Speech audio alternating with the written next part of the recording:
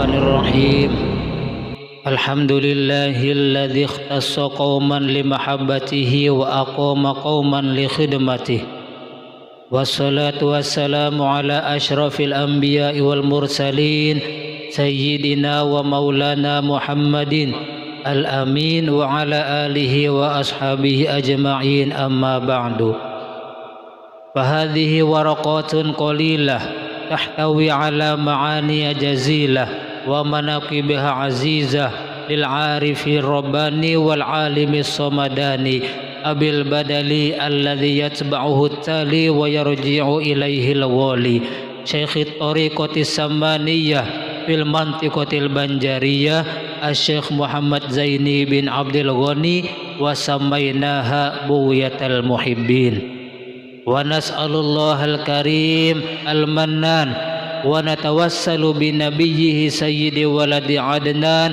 أن يجعل نفعها دائم السيلان بيننا وبين الإخوان من وقتنا هذا إلى آخر الزمان ويبلغنا بها إلى فسيح الجنان دار النعمة والامتنان آمين يا رب العالمين. Dengan nama Allah yang Maha Pengasih lagi Maha Penyayang, segala puji bagi Allah yang telah memilih ia akan satu kaum untuk mencintainya dan mendirikan ia akan kaum yang lain untuk berkhidmat kepadanya. Salawat dan salam atas semulia Nabi dan Rasul, junjungan dan penghulu kita Nabi yang sangat dipercaya, dan atas keluarganya dan sahabatnya sekalian. Adapun kemudian daripada itu, bermula ini adalah beberapa lembar yang sangat sedikit namun mengandung makna yang banyak.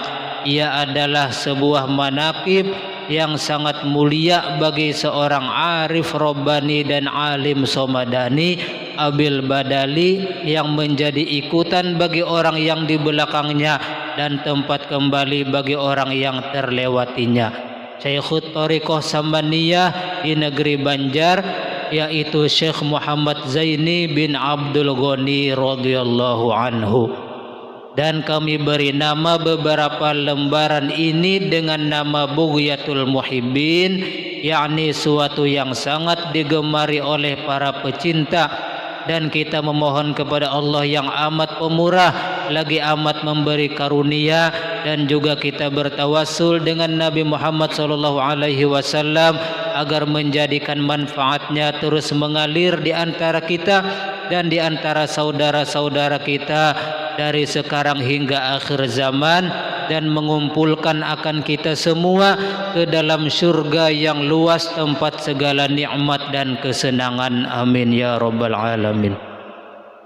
Adapun sebelum kita membaca manaqib wali Allah sebagaimana disebutkan di dalam manaqib Syekh Sayyid Muhammad bin Abdul Karim As-Saman Al-Madani, maka hendaklah kita terlebih dahulu berbaik sangka dengan mereka agar kita mendapatkan berkah dan amdad dari mereka, dan hendaklah kita menjauhi dari berburuk sangka kepada mereka karena mengakibatkan jauh dari mendapat keberkahan dan amdad dari mereka, sekalipun kita sudah berkhidmat kepada mereka 100 tahun lamanya.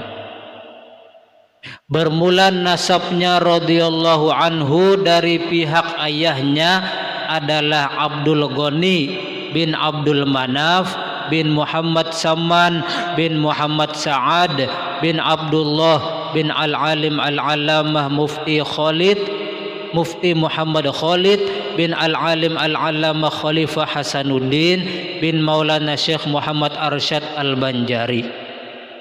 Dan bermula nasabnya radhiyallahu anhu dari pihak ibunya adalah Masliyah binti Sofiyah bin Muhammad binti Iyang binti Muhammad Yusuf bin Al-Alim Al-Allamah Mufti Muhammad Khalid bin Al-Alim Al-Allamah Khalifah Hasanuddin bin Maulana Syekh Muhammad Arsyad Al-Banjari. Maka berkumpullah nasab orang tuanya radhiyallahu anhu pada datuknya yang kelima, yaitu Al-Alim Al-Allamah Mufti Khalid. Dan adalah radhiyallahu anhu ketika di dalam kandungan ibunya maka ibunya radhiyallahu anhu diberi oleh Allah akan anugerah, yakni melihat cahaya laksana bulan purnama menuju ke dalam pangkuan. Dan juga ketika ibunya radhiyallahu anhu sedang mengidam, ingin memakan akan suatu makanan atau buah-buahan, maka dikabulkan oleh Allah akan keinginannya itu di dalam mimpinya, sehingga keinginannya sudah tiada lagi manakala ia bangun dari tidurnya. Dan ketika mendekati masa kelahirannya radhiyallahu anhu, pada waktu itu negeri dalam keadaan kacau balau, yaitu waktu tentara penjajah Jepang sudah memasuki negeri Banjar. Dan untuk mendapatkan keamanan, maka kedua orang tuanya radhiyallahu anhu keluar dari kampung Karaton ke kampung Tunggul Irang seberang, menuju ke rumah Abdullah, yakni sepupu dari neneknya radhiyallahu anhu yang bernama Sofiyah. Dan di sanalah mereka tinggal untuk sementara waktu. Dipilihnya kampung Tunggul Irang seberang itu karena di kampung tersebut tidak pernah dimasuki oleh penjajah sebelumnya. Hal itu terjadi karena adanya seorang ulama yang bernama Tuan Guru Haji Abdurrahman atau Tuan Guru Haji Adu bin Tuan Guru Haji Zainuddin yang tinggal di sana. Dan ketika radhiyallahu anhu dilahirkan ke dunia dari perut ibunya, yaitu pada sekitar jam 2 malam Arba' 27 Muharram 1361 Hijriyah, atau bertepatan dengan 11 Februari 1942 Miladiyah. Ketika itu matanya radhiyallahu anhu terpejam dan tiada ia menangis seperti bayi pada lazimnya, serta tubuhnya pun membiru hingga neneknya radhiyallahu anhu yang bernama Salbiyah mengira kalau cucunya itu akan meninggal dunia. Dan dengan berkat doa dari Tuan Guru Haji Abdurrahman, maka tubuhnya radhiyallahu anhu beransur-ansur merah seperti warna bayi kebiasaan. Dan tangisannya pun mulai terdengar, akan tetapi tiadalah radhiyallahu anhu mau menyusu kepada ibunya, namun hanya mau ia mengisap lidah Tuan Guru Haji Abdurrahman. Dan setelah beberapa lama diketahuilah bahwa radhiyallahu anhu mau menyusu ia kepada ibunya, manakala tiada ada orang lain di sisi ibunya, yakni yang bukan mahram.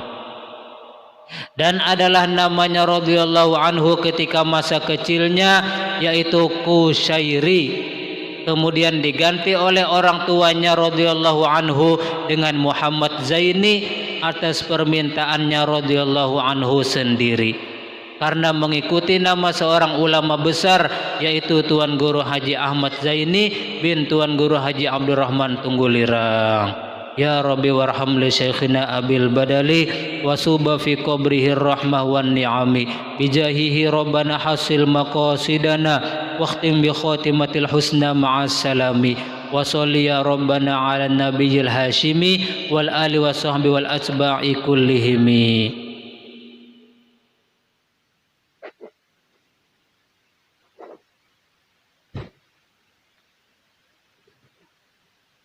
Qala Allah Ta'ala